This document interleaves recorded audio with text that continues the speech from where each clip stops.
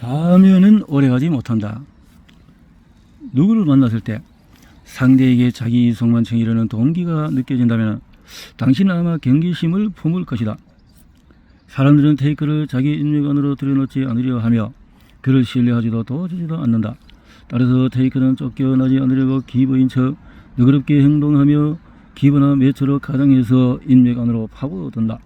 상황이 좋았던 지난 20년 동안에 게네스리의 이러한 전술은 잘 먹혀들었다. 사람들은 그의 친절과 짜증 활동에 속아서 우호 관계의 문을 활짝 열고 지원을 아끼지 않았다. 그러나 테이크의 가면은 오래 지속되지 않는다. 게네스리는 워싱턴의 유력 인사들과 어울릴 때 매력적인 사람이었지만 수많은 동료와 아랫사람은 그를 깨뜨려 보았다. 앨런사에 근무했던 한 직원은 레이건 모임에 참석하기를 바란다면 누군가 중요한 사람을 초청해야 한다고 말했다. 네덜란드 속담에 윗사람에게는 아부하고 아랫사람은 짓밟는다는 것이 있는데 이는 사람의 이중성을 표현하는 말이다. 테이크는 아랫사람에게는 지배하고 통제하려고 하지만 윗사람에게는 깜짝 놀랄 정도로 고분고분하고 공손한 태도를 보인다. 즉 테이크는 힘이 있는 사람을 만났을 때는 그럴 듯한 태도로 신뢰감을 준다. 영향력이 있는 사람에게 인정받고 싶어서 좋은 사람처럼 행동하며 아첨을 일삼는 것이다. 결과적으로 테이크는 유력 인사들에게 좋은 첫인상을 남기는 경우가 많다. 독일의 심리학자 3명은 사람들이 낯선 이를 처음 만났을 때 특권의식에 젖어서 타인을 조종하고 착취하려는 성향이 있는 사람을 가장 좋아한다는 사실을 발견했다. 테이크는 윗사람에게 아부할 때 기부인 척 가정한다. 1998년 월스트리트의 투자 분석가들이 앨런을 방문했다. 그는 레이의 직원 70명에게 수많은 계약을 체결하느라고 바쁜 척하도록 지시해서 월스트리트 분석가들이 에너지 사업의 생산성이 뛰어나다고 착각하도록 만들었다. 그 직원들은 각기 다른 층에서 일했지만 그날만 특별히 뽑혀서 개인 사진까지 옮겨놓고 함께 일하는 것을 연출했다. 레이가 투자 분석가들을 그곳으로 안내하자 직원들은 일부러 통화하는 하는 등 에너지와 가스를 사고 파는 일로 바쁜 것처럼 보이려고 애썼다. 이것은 레이가 테이크라는 또 하나의 신호다. 그는 윗사람에게 좋은 인상을 주는 데만 몰두한 나머지 자신이 아랫사람에게 어떻게 보일지는 거의 걱정하지 않았다. 영국의 시인이자 비평가인 세무엘 존슨이 한 것으로 알려진 말을 인용하자면 인간의 진정한 가치는 그가 자신에게 아무런 도움도 되지 않을 사람을 어떻게 대하는가에 드러난다. 테이크는 윗사람에게 아부함으로써 날아오르기도 하지만 아랫사람을 짓밟음으로써 추락하기도 한다. 레이가 직원들을 이용해서 월스트리트 투자 분석가들의 관심을 살해했을 때 그는 직원들에게 진실을 버리고 그릇된 가면을 쓰도록 요구한 셈이다. 한 연구 결과에 따르면 사람들은 권력을 손에 쥐면 스스로 대단하고 영향력이 있는 사람이 된 것처럼 느낀다고 한다. 이는 자신에게 더 자유롭고 또 행동하고 마음대로 본성을 드러낼 권력이 있다고 여긴다는 말이다. 권력을 쥐면 테이크는 친구나 아랫사람이 자신을 어떻게 볼 것인가에는 더 신경을 쓴다. 그들은 자신에게 자기 목적을 추구할 특권이 있다고 생각해서 최대한 얻어내려고 한다. 하지만 동료와 아랫사람을 계속해서 함부로 대하면 관계가 삐걱거리고 평판도 나빠진다. 사람들은 대부분 공정성, 평등 그리고 주는 만큼 받는 것을 가장 중요한 가치로 여기는 매체이다. 만약에 테이크가 이러한 가치를 저버리면 그의 인맥 속에 있는 매체는 눈에는 눈, 이에는 이하는 식으로 갚아져야 한다고 믿는다.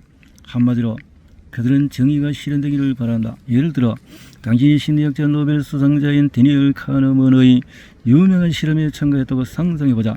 당신은 테이블 앞에 앉아서 최후의 통첩 게임을 하고 있다. 맞은편에는 방금 $10를 받은 낯선 사람이 앉아있다. 그는 돈을 어떻게 나눌지를 생각한 다음에 당신에게 한 가지 제안을 해야 한다. 그것이 최후 통첩이다. 당신이 제안을 받아들이면 상대가 말한 대로 돈을 나눌 수 있지만 제안을 거절하면 둘 다 빈손으로 돌아가야 한다. 아마 당신은 상대를 다시는 만나지 않을 것이다. 만약에 상대가 자기는 $8를 갖고 당신에게 $2만 주겠다고 제안한다면 당신은 어떻게 할 것인가? 순수하게 이익만 따지면 제안을 받아들이는 것이 합리적이다. 어쨌든 $2라도 얻는 것이 빈손으로 돌아가는 것보다 낫지 않은가? 그러나 당신이 다른 사람과 크게 다르지 않다면 당신은 그 제안을 거절할 가능성이 크다. $2를 희생시켜서라도 상대가 $8를 가져가지 못하게 해서 테이커의 불공정한 행동을 응징하는 것이다.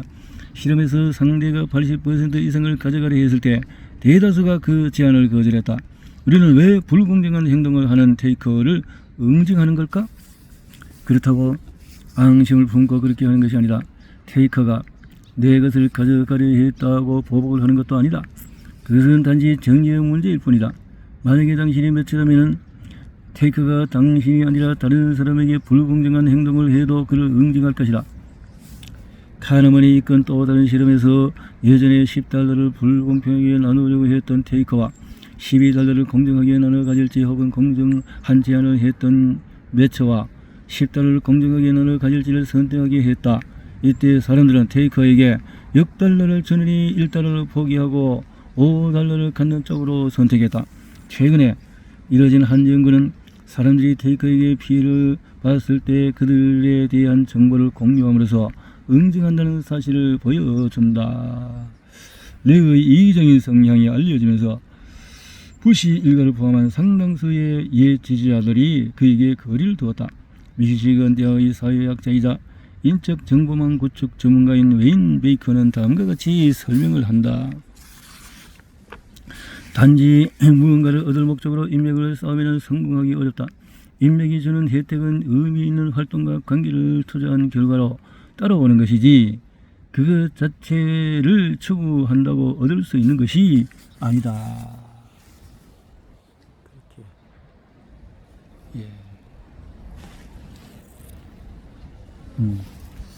기브와 테이크를 구분하는 결정적인 단서는 뭘까? 우리는 인간 관계에 투자하기 전에 먼저 일생생을 해서 테이크를 가려내는 방법을 배워야 한다. 실제로 누군가를 만났을 때 상대의 동기나 의도를 파악하는 데 어려움을 겪는 사람이 꽤 많다. 특히 테이크는 무엇을 얻어낼 생각의 기부로 가장하는 데 능숙하기 때문에 더욱 그렇다. 지금 당신 곁에 있는 사람은 당신과 진정한 관계를 맺고 싶어 하는가? 아니면 단지 개인적으로 무엇을 얻고자 하는가? 그 차이를 명확히 구분할 수 있는가? 다행히 테이크는 단서를 흘린다는 연구 결과가 있다. 보다 정확히 말하면 테이크는 고의 행동을 한다. 동물의 왕국에서 고의 행동이란 수컷이 짝을 짓고자 하는 열렬한 의식을 말한다. 번식기가 되면 수컷들은 무대에 올라서 각자 정해진 자리에 선다.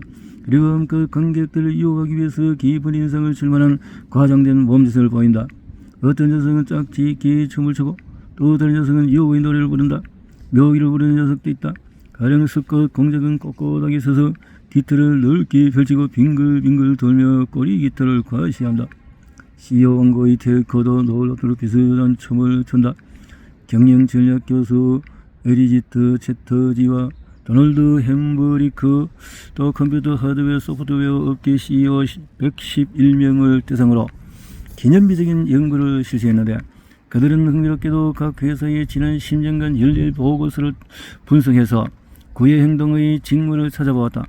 그들의 발견은 앞으로 회사 열렬 보고서에서 CEO 사진을 싣는 방식에 큰 변화를 일으킬지도 모른다.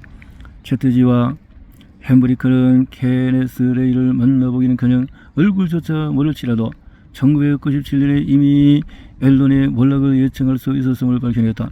앨런의 종말의 경고하는 징후는 회사가 흔들리기 4년 전에 포착된 하나의 이미지에서 드러난다.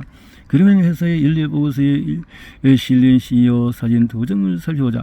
두 사람 모두 가난한 집안에서 태어나 닉슨 정부에서 일했고 자기 회사를 설립해서 성공한 CEO가 되었으며 많은 돈을 자선단체에 기부했다. 두 사람의 얼굴 혹은 옷을 보고 누가 테이크인지 구별할 수 있겠는가? 누가 테이커인지?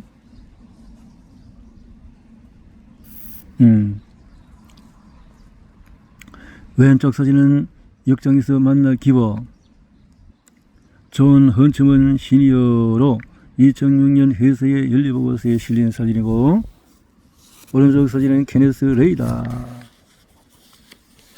이렇게 징후는 내가 예상한 얼굴이나 복장에서 드러난 것이 아니다.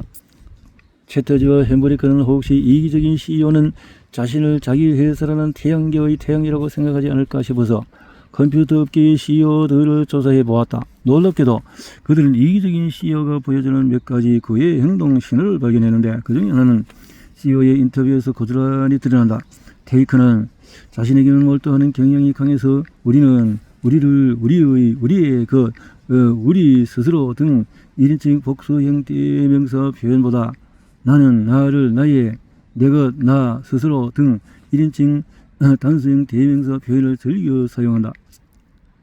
컴퓨터 업계의 CEO들이 회사 이야기를 할 때 1인칭 단수형 대명사를 쓰는 경우는 평균 21%였다. 심한 테이크는 그 비율이 39%로 늘어난다. 자기 회사를 10번 언급할 때 4번은 자기 자신만 지칭하고 다른 사람은 무시해버리는 것이다. 또 다른 징후는 연봉에서 드러난다. 이기적인 CEO는 자기 회사의 정력보다도 훨씬 더 많은 돈을 받아간다. 테이커는 자신이 뛰어나다고 생각하기 때문에 아무리 연봉 차이가 심해도 자신이 원하는 만큼 가져갈 권한이 있다고 여긴다. 컴퓨터 업계의 어느 이기적인 CEO는 회사의 다른 사람보다도 3배가 넘는 연봉과 보너스를 챙겼다. 업계 전반적으로 CEO들이 받는 평균 연봉은 회사에서 두 번째로 많은 연봉을 받는 사람의 1.5배다. 이기적인 CEO는 스톡 옵션을 비롯한 현금 이외의 보상에서도 회사에서 두 번째로 많이 받는 사람의 7배 이상 가져가서 업계 평균 2.5배와 큰 대조를 이뤘다. 가장 흥미로운 단서는 회사가 매년 주주들을 위해서 발행하는 연례보고서에 나타난다. 다음은 앞서 보여준 기네스 레이와 존 헌츠먼 시니어의 사진이 실린 쪽 전체의 모습인데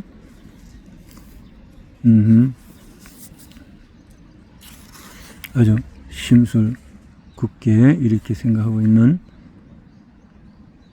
테이커의 모습.